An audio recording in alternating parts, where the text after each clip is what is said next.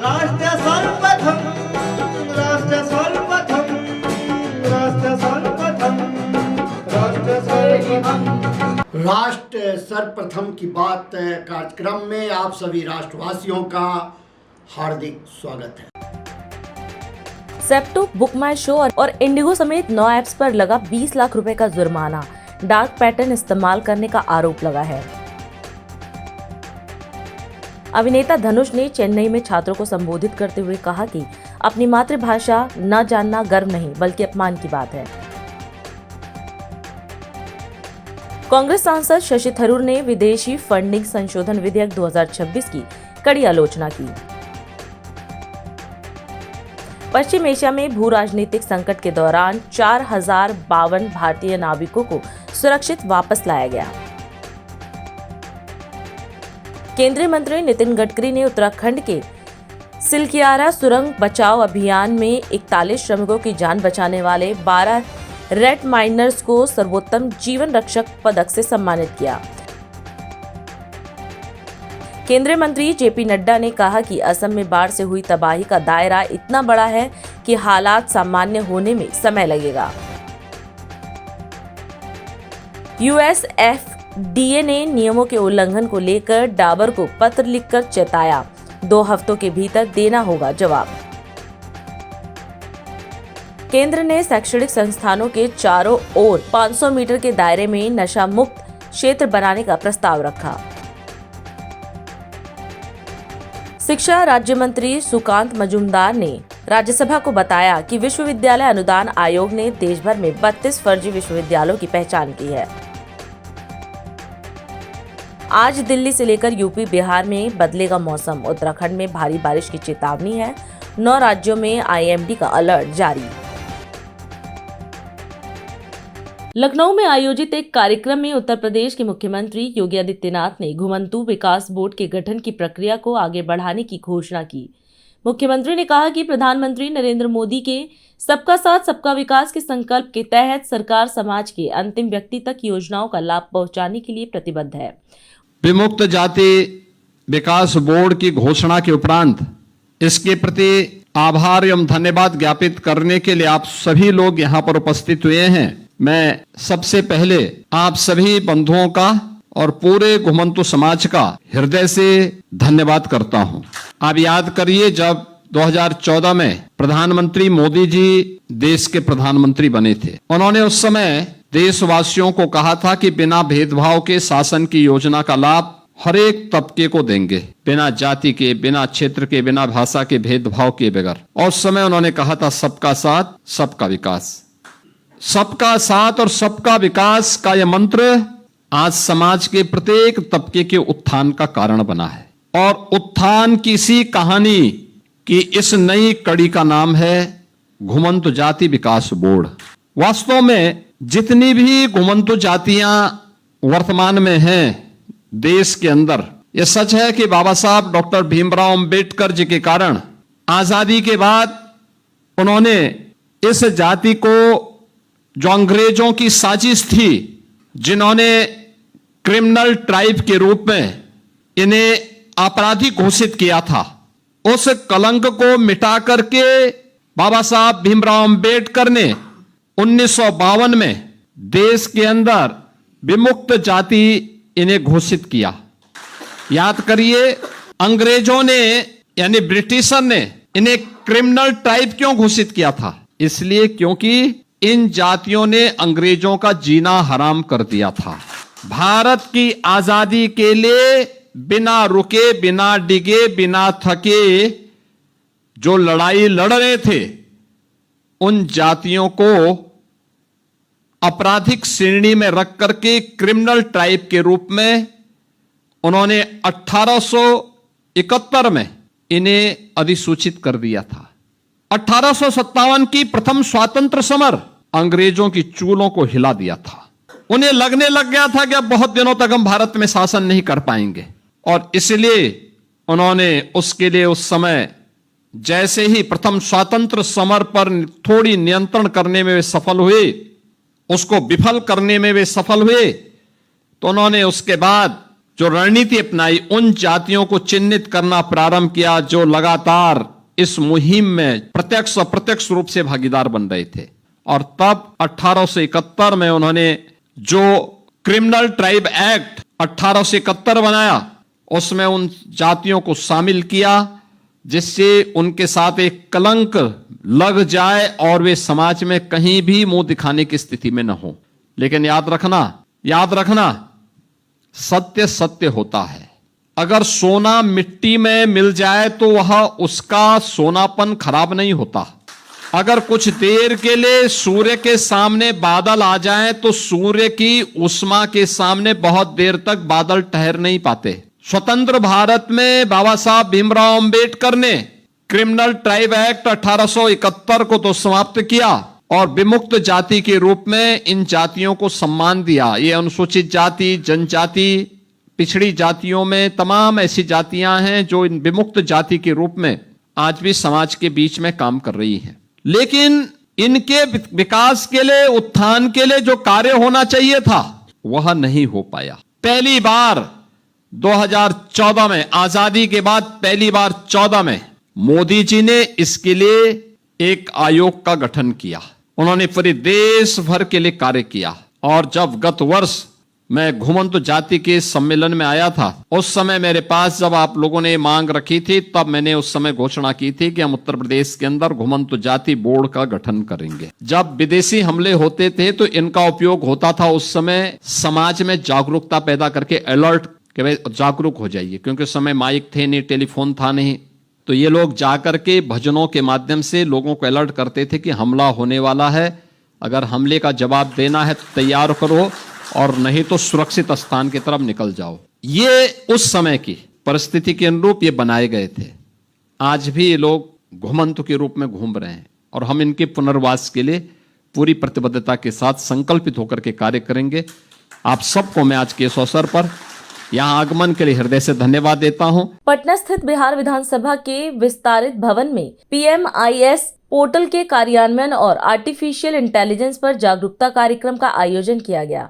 इस अवसर पर बिहार के मुख्यमंत्री सम्राट चौधरी ने कहा कि कार्यक्रम का उद्देश्य मंत्रियों, विधायकों और विधान पार्षदों को आधुनिक डिजिटल तकनीक और AI के प्रभावी उपयोग से जोड़ना है। उन्होंने मुख्यमंत्री क्षेत्र विकास योजना के तहत विकसित project monitoring information system portal का शुभारंभ किया। इस पोर्टल के माध्यम से जनप्रतिनिधि अपने क्षेत्रों में चल रही विकास योजनाओं की प्रगति की डिजिटल निगरानी कर सकेंगे, जिससे पारदर्शिता और जवाबदेही को बढ़ावा मिलेगा। आज बहुत ही महत्वपूर्ण चीजों पर चर्चा के लिए आपके बीच में माननीय विधानसभा अध्यक्ष जी ने एक प्रयास किया कि एक तरह से ट्रेनिंग की व्यवस्था पहले बोध गया में एक कार्यक्रम विभाग के माध्यम से कराया और नए माननीय विधायकों को कैसे उसका अनुभव का लाभ मिले। महामहिम उपराष्ट्रपति महोदय भी इसमें आए, कई माननीय मंत्री, माननीय विधायक ने अपने प्रबोधन भी दिए और जो अनुभव था लोगों ने अपना शेयर करने का काम किया। आज भी जो सबसे महत्वपूर्ण चीज आज देश और दुनिया में हो गया, आज से 20 साल 25 साल पहले जो विधायक बने होंगे, विधान परिषद के सदस्य बने होंगे या जो सरकारी नौकरी में आए, उस समय इतने कंप्यूटर की आवश्यकता नहीं पड़ती। यही विधानसभा का जो विधानसभा अध्यक्ष सभा में हुए थे, तो हम लोगों ने एक आग्रह किया कि ये जो तनख्वाह मिलता है ये तो ऑनलाइन करा दी। पहले हम लोगों को टेबल पर जाकर तनख्वाह लेना पड़ता और RTGS का कोई व्यवस्था उस समय तक शुरू नहीं हुआ। कंप्यूटर के डिमांड जब हम लोगों ने सरकार में शुरू किए, तब भी लोग कहते थे कि कंप्यूटर की आवश्यकता अभी नहीं है। तो उस समय से प्रावधान बनना शुरू हुआ और आज माननीय विधायकों को एक राशि दी जाती है जिससे कि आप अपने घर के कार्यालय के लिए या आप अपने साथ चलने वाले जो आपके स्टाफ हैं उसकी पूरी संरचना कैसे कंप्यूटर युक्त हो सकता है, इसकी व्यवस्था की। धीरे धीरे समय बदला साथियों, लोग कहते थे कि आईटी का सेक्टर पर कोई फोकस ही नहीं है और आईटी सेक्टर पर कोई काम भी नहीं है, क्योंकि ना फेसबुक की चिंता थी, ना ट्विटर की चिंता थी, ना इंस्टाग्राम की चिंता थी, ना किसी और चीजों की चिंता होती। तो धीरे धीरे बदलता गया। 20 साल में आज दुनिया का प्लेटफॉर्म सोशल मीडिया हो गया और सोशल मीडिया में भी अब आर्टिफिशियल इंटेलिजेंस का प्रयोग यदि आप नहीं कर रहे हैं तो आप दुनिया से बाहर हैं, अपने क्षेत्र से भी बाहर हैं। एक साथ 400 बूथ पर हम समीक्षा नहीं करते, लेकिन यदि एआई से जुड़ जाए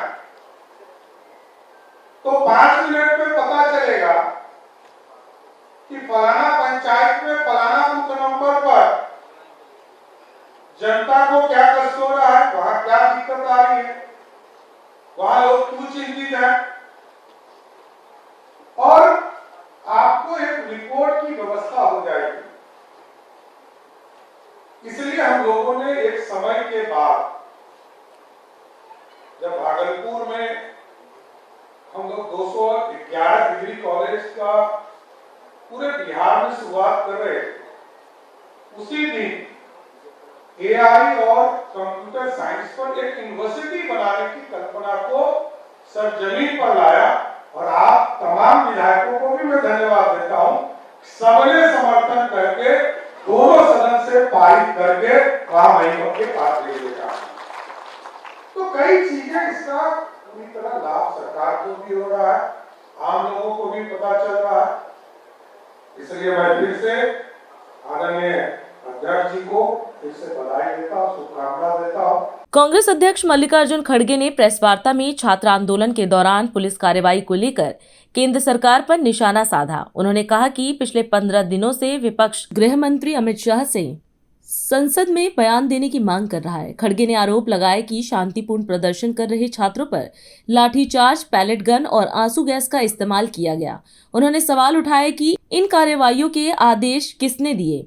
खड़गे ने कहा कि प्रधानमंत्री नरेंद्र मोदी और गृह मंत्री अमित शाह को संसद में आकर इस मुद्दे पर देश के सामने अपना पक्ष रखना चाहिए। पिछले 15 दिन से विपक्ष पूरा ये कोशिश कर रहा है, ये मांग कर रहा है कि छात्रों के ऊपर जो अन्याय हुआ है, जो अत्याचार हुआ है और इतनी बर्बरता से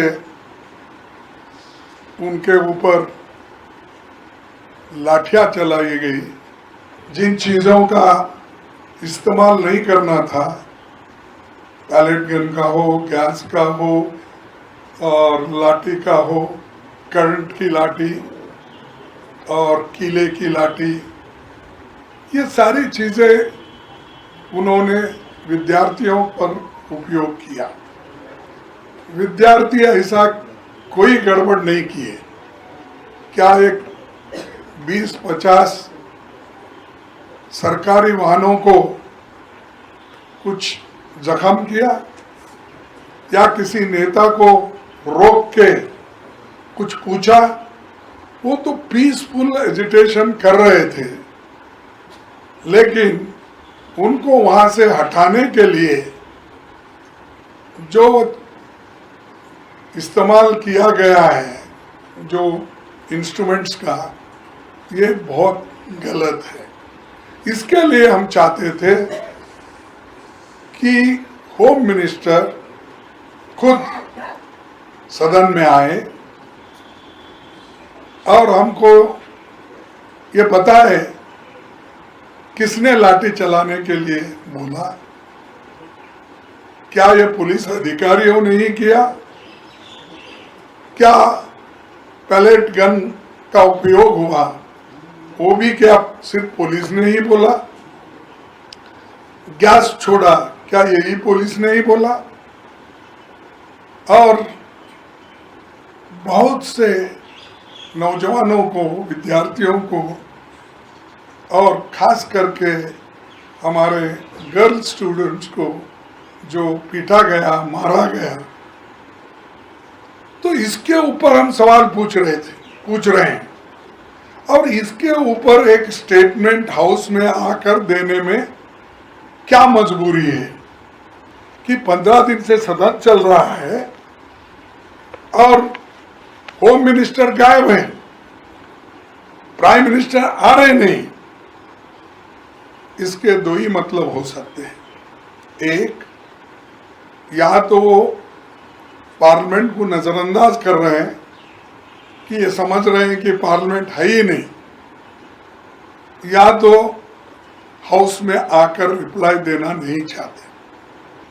लेकिन मैं इतना ही पूछना चाहता हूं, जो दुख विद्यार्थियों को आपने पहुंचाया है, उनके माता पिताओं को पहुंच गया है, उसके लिए हम आपकी हाजिरी लोकसभा में और राज्यसभा में चाहते हैं। और ये एक स्टेटमेंट खुद आके करने से मैं समझता हूँ सब ठीक हो जाता था, डिस्कशन हो जाता, डिबेट होता था, लेकिन वो नहीं करे। इसीलिए आज हम राज्यसभा में ये मुद्दा फिर से उठाया। तब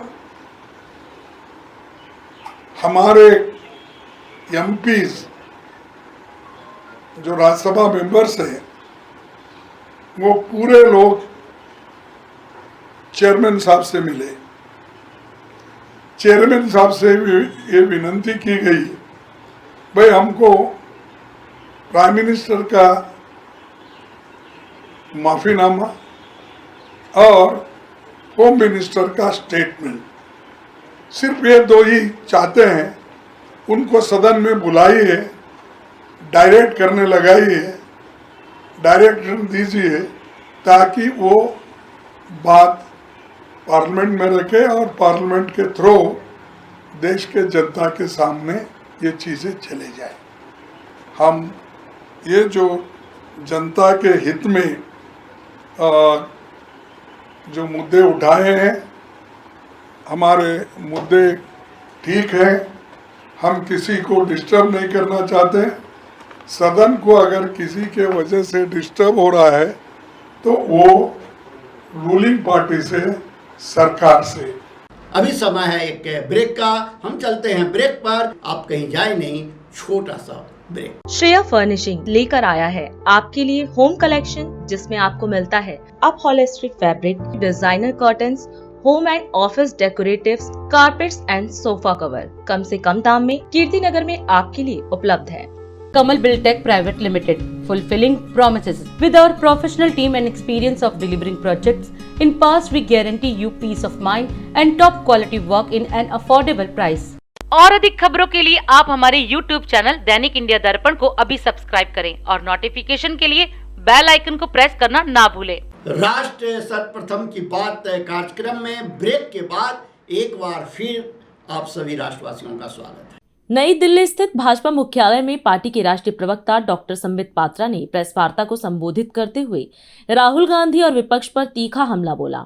उन्होंने कहा कि 20 जुलाई को दिल्ली में हुए संसद चलो प्रदर्शन के दौरान किसी प्रकार की गोलीबारी नहीं हुई थी। पात्रा ने राहुल गांधी पर भ्रामक और तथ्यहीन बयान देकर लोगों को गुमराह करने का आरोप लगाया। साथ ही उन्होंने कांग्रेस और इंडिया गठबंधन पर संसद के मॉनसून सत्र में महत्वपूर्ण विधेयकों और जनहित के मुद्दों पर चर्चा बाधित करने का आरोप भी लगाया। पहली बात तो है, इससे पहले भी इसी मंच पर खड़े होकर, सदन के बाहर खड़े होकर भारतीय जनता पार्टी ने बड़े स्पष्टता के साथ कहा था कि 20 तारीख को दिल्ली में संसद चलो आंदोलन के दौरान कोई गोली फायरिंग नहीं हुई थी।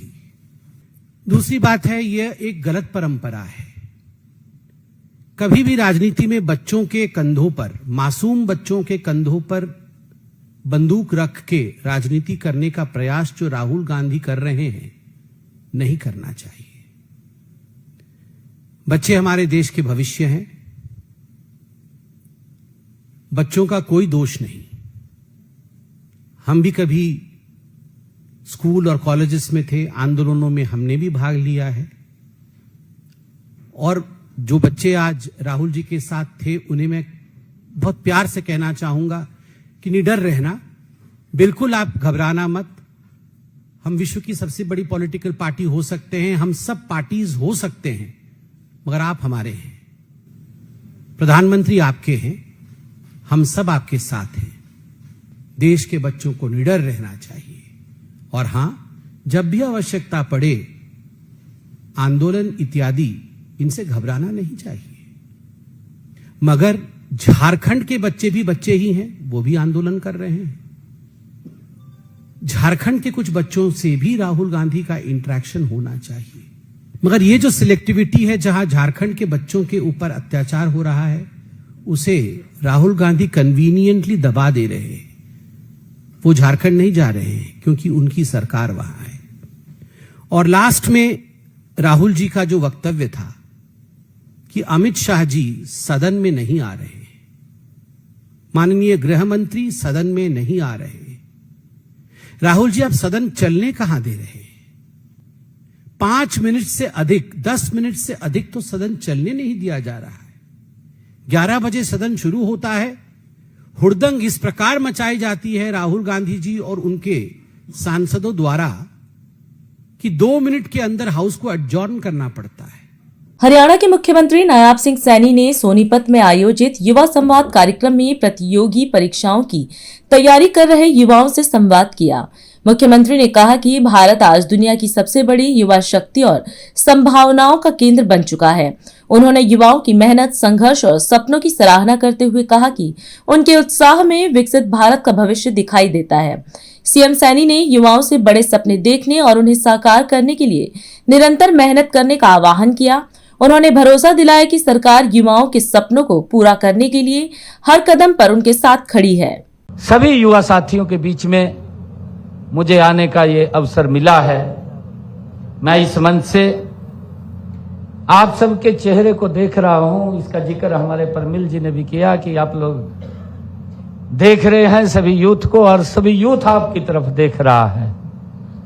ये बात परमिल जी ने भी कही है। मैं जब आपकी तरफ देखता हूं तो मुझे उज्जवल भारत के भविष्य आप में दिखाई देता है। साथियों, मुझे आप में वो सपने दिखाई देते हैं जो किसी मां ने अपने बेटे के लिए देखे हैं। मुझे वो सपने दिखाई देते हैं, वो उम्मीद दिखाई देती है जो किसी पिता ने अपनी बेटी के हाथ में किताब देते हुए देखे हैं। वो मैं आपके चेहरों पर वो भविष्य देख रहा हूं। युवा साथियों, आज पूरी दुनिया भारत को केवल एक बाजार के रूप में नहीं देख रही है, बल्कि युवा साथियों एक बड़ी संभावना के रूप में देख रही है। आज दुनिया का दृष्टिकोण भारत के लिए बदला है। आज पूरी दुनिया भारत की तरफ इस आशा की नजर से देख रही है कि भारत क्या बोलेगा, भारत कैसे आगे बढ़ेगा। और साथियों, यही कारण है कि आज विश्व भारत को डेमोग्राफी डिविडेड का केंद्र मानने लगा है।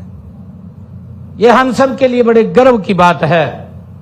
एक समय था जब बड़ी उम्मीद, बड़ी आबादी को बोझ कहा जाता था कि इतनी ज्यादा आबादी है, उसको बोझ के रूप में लोग देखते थे।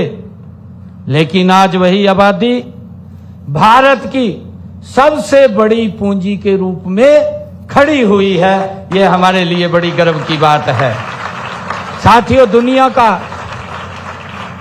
का विश्वास है, ये दुनिया का विश्वास है कि भारत 21वीं सदी में, साथियों जो 21वीं सदी है, वो भारत की सदी होगी, ये दुनिया को विश्वास है।